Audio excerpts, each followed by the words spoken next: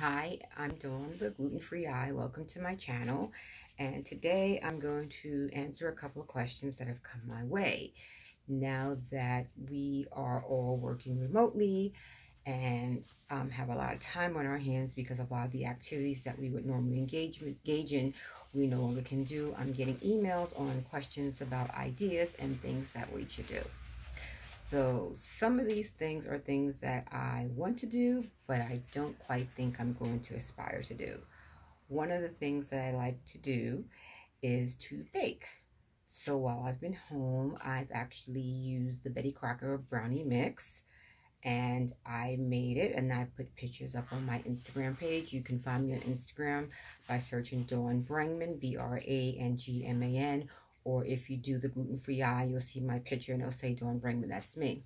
So I made the brownie mix in a round cake pan, and I made it really thin, so it was like about that thick in size. Then I put ice cream, and I ate probably about 3/4 of the brownie mix.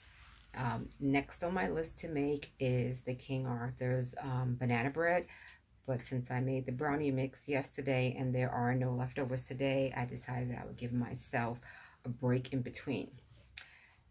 The other thing that's on my list of things I like to do, I like to get inspiration for ideas from cooking from other bloggers.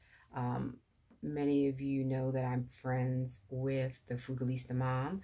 She has a good website. She gives away coupons, and she has interesting things. It's just that she presents gluten-free ideas in a different way than I do, and I like to look at her stuff. Another one of my new obsessions is gluten-free, dairy-free. That's me.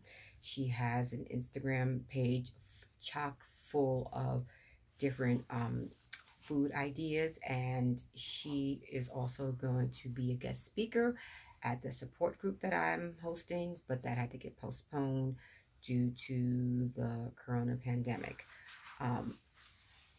Another thing that I like to do is I like to troll a website called Freedible, Freedible. It's full of bloggers and companies that cater to the allergen-friendly world, not just celiac disease. There are people, I think, with Crohn's, dairy-free, gluten-free, soy-free, nut-free, any type of chronic illness, high blood pressure, whatever.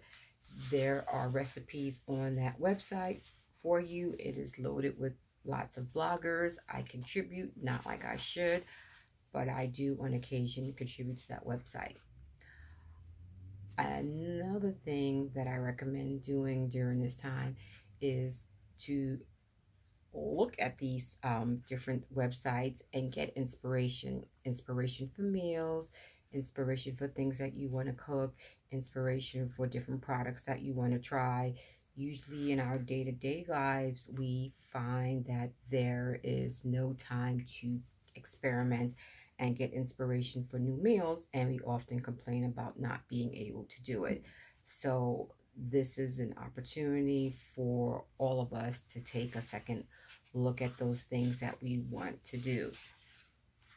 The third, well, this is not even the third thing. I can't remember which number this is, but I also like to look at different recipes and see how I can translate them into gluten-free recipes with different flours and different things. And I tend to print them out and gather and collect them into like a little cookbook because I plan on trying them. If you look at my Instagram page, I'm always shopping and trying new products. So I want to have the opportunity to use these recipes and put them into play.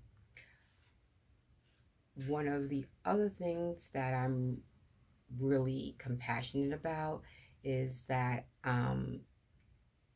as scary as this virus seems to all of us, I think it's very important that we think before we act. I am going out for doctor's appointments, to go to the pharmacy. I did a pickup and I posted something from Taqueria. I am limiting my time outside. I haven't been outside since my doctor's appointment last week because they're asking us to stay home so that the people who are working and helping to make others feel better, or the ones who are providing compassion to some people who aren't going to make it through in the last hours of this epidemic, they need to stay healthy, and we need to do our part and keep them healthy too.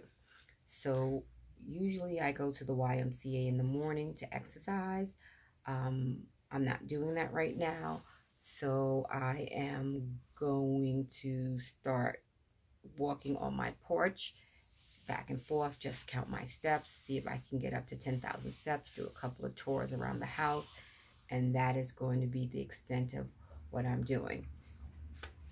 Thank you for watching this video, and if you're someone who is on the forefront of working on this epidemic, I'd like to thank you for everything that you're doing.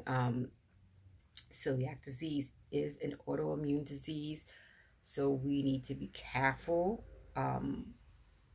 when there are things like this going on in the world, because they can impact us, and it all depends on where you are, because as you know, the malabsorption, if you're not on a strict gluten-free diet, it can make you susceptible to deficiencies, and you won't necessarily be in the best of health, because when you eat gluten, it does cause an autoimmune response. And if you eat too much and you have celiac disease, the autoimmune system starts to attack itself, and you don't want to cause those type of things when you're at home. You should be at home in the safety of your home, and not gallivanting around and not doing what you're not supposed to be doing. So be happy, be healthy, be safe. Thank you.